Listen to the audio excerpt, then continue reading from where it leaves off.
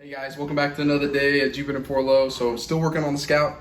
What we're going to be doing today is something pretty simple. We're going to try to go ahead and drop the fuel tank out of this thing.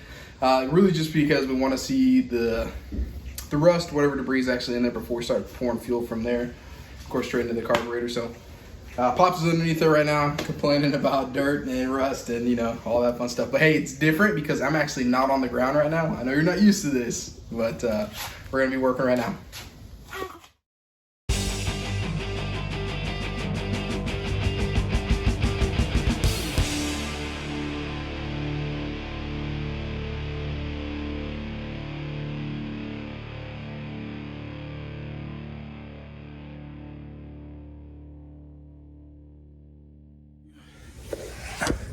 So you see how there's two lines right there? So you have the big round one, that's your filler, that's where your fuel goes. That little one that comes out at the top of the tank, that's a vent hose. And if you look right there, I don't know if you guys can see just how bad that looks. That's what I'm afraid of taking off in the event that... And then we'd have to go and get find, new. yeah. Well, would that? I wonder if that hose that you bought was the same size. No, I mean, I bought a 5/16 line. That diameter is at least half. Yeah, you probably. Yeah, you're right. And I mean, even this one here, I'm almost nervous about. No, I mean that's just like a radiator hose or something. Yeah. So I'm not too terribly worried about it. But. Except for the fact we won't be able to get back on until we go get some. Yeah, I mean, so either way, I have a fuel tank sending unit comes, so the tank has to come out. Well, that's true. So might as well just bite the bullet and just do it. Since that doesn't come till tomorrow, we can get new if you need new of that. I can find it, take it off. Take it with you. Yeah. So it can be matched up. Yeah, for sure. Alrighty, guys. So plan here right now is we're gonna go ahead and get these 3 nuts and bolts out, and that looks like to actually remove this plate. I'm actually still not 100% sure what the purpose of this plate is, so we'll definitely keep it just in the event we gotta put it back on or we need something. Got the old trusty flathead here. He did that on purpose. I know he did that on purpose. Oh, sorry.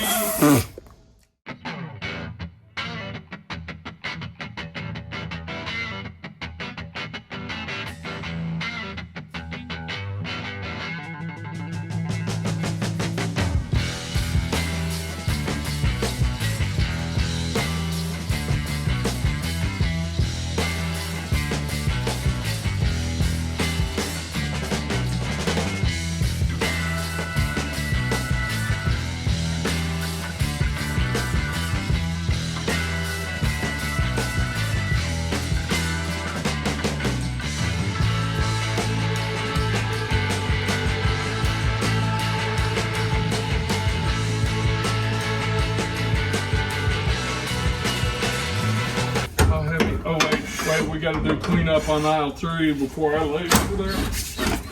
Oh yeah, these straps have been off recently. So this is the fun part about buying a new vehicle or just a project vehicle and stuff like this. Is what we're figuring out is it's almost like a puzzle piece. Like you're trying to figure out what happened. And it's like being an archaeologist. Like when we were cleaning this thing out, I found a ticket stub for Planet of the Apes circa 2001. No way. Yeah. Did you really? Yeah, a matinee ticket, and it was $3.50 in 2001 to go a matinee movie. Isn't that insane? Pops and I are big movie guys, so we try to go watch movies all the time. Yeah. It's like, whoa, my gosh. Whoa, watch out. Try to take me out. You see this? I might have had witnesses on that takedown. Where's PETA when you need it? Wait, not PETA.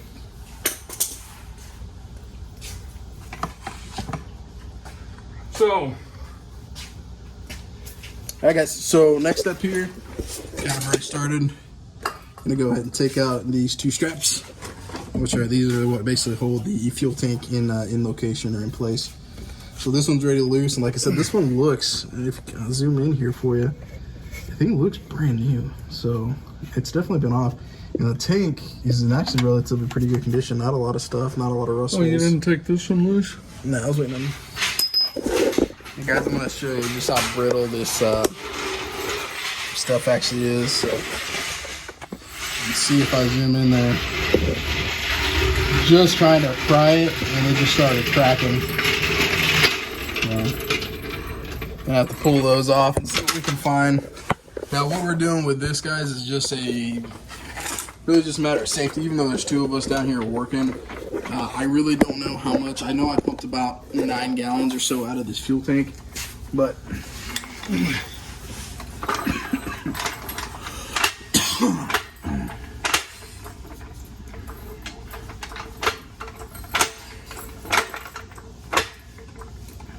Alright guys, so here is the fuel tank out of this thing. So there's the old rotten tubes. This the big one there is going to be for your fill. That's going to be your breather hose, and then that right there is what we're working on to get open, so we can see just how bad this fuel sending unit is. And the tank.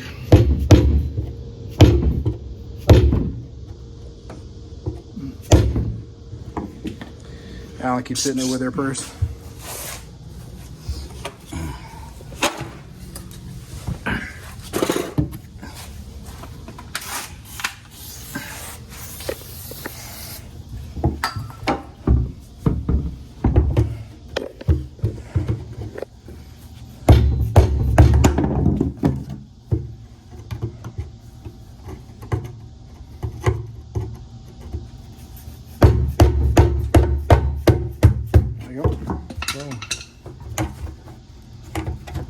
Yep, and then the unit spins out of there. Your little gas. Oh my gosh. My gosh. Look at that. And smell it. That is not what you want your... Oh man. So how bad does it look down in there? Oh my God. Can you see that?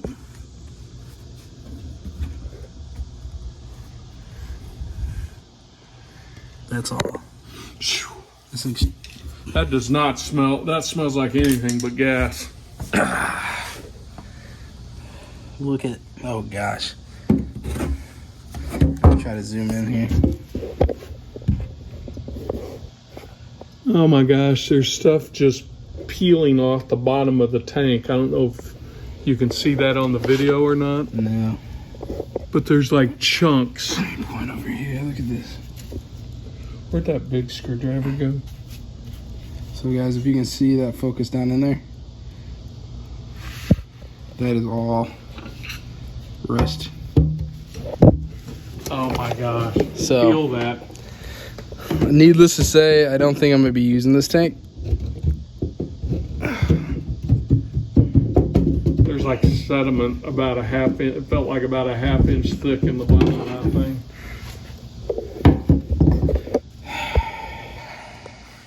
Not what you wanted to see, No. but it's a good thing we pulled it off.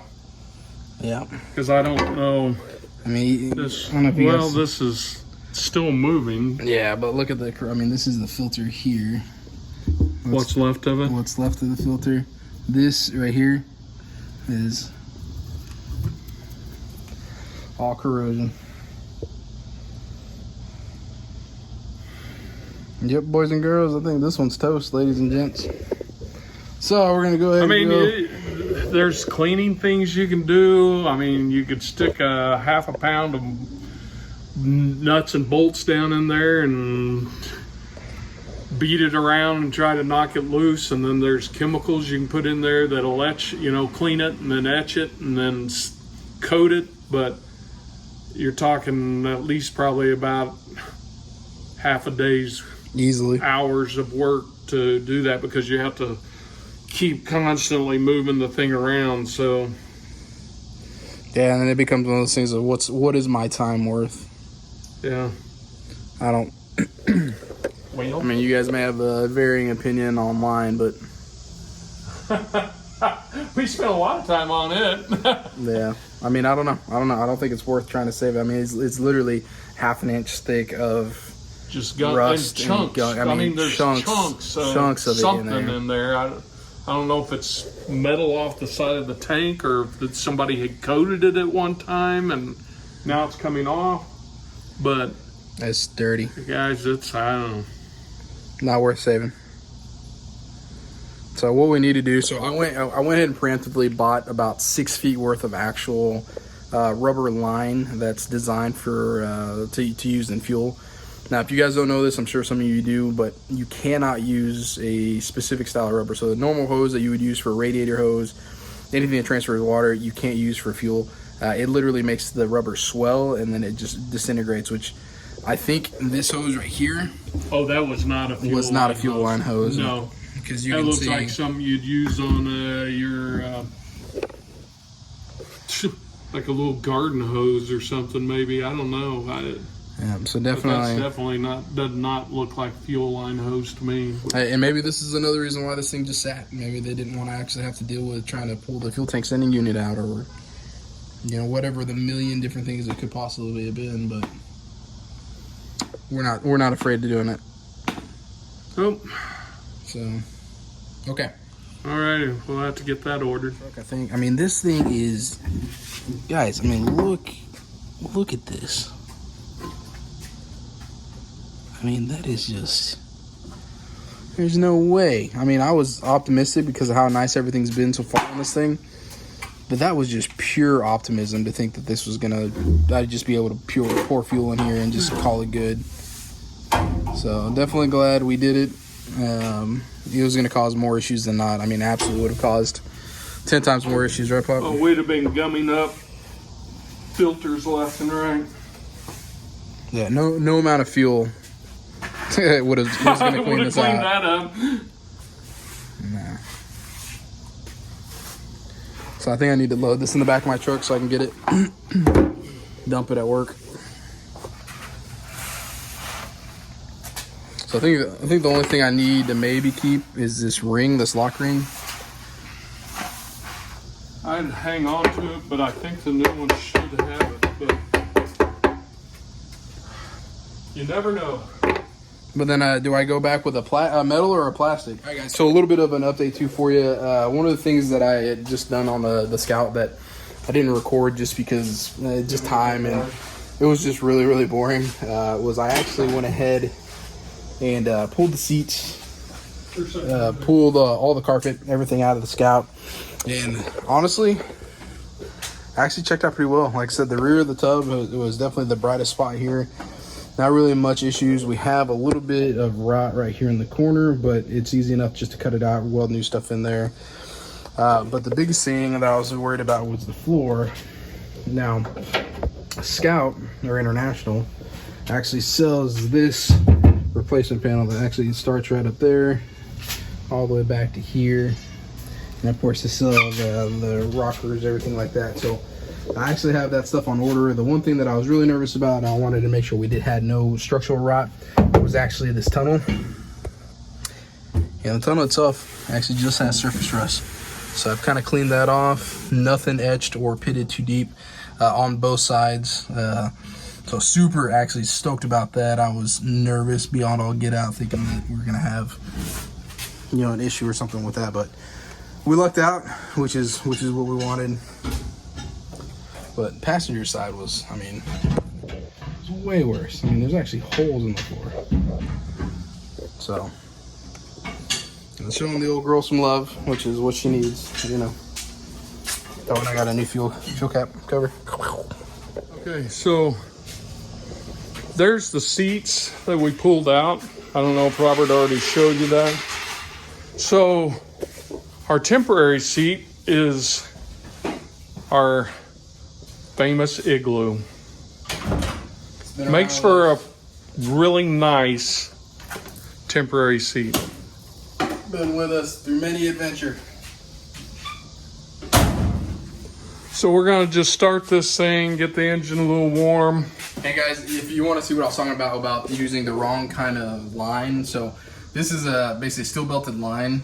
Now, if you see on the outside, this was brand new a week ago, but because it's been sitting in this fuel, you see how Oh my gosh. swollen it gets. So that's what happens when you use the incorrect fuel line. So this is just temporary, like I said, just to kind of keep this thing going, started running. Once we get the new fuel tank, we'll swap everything over. But we're gonna go ahead and pull this fella out here.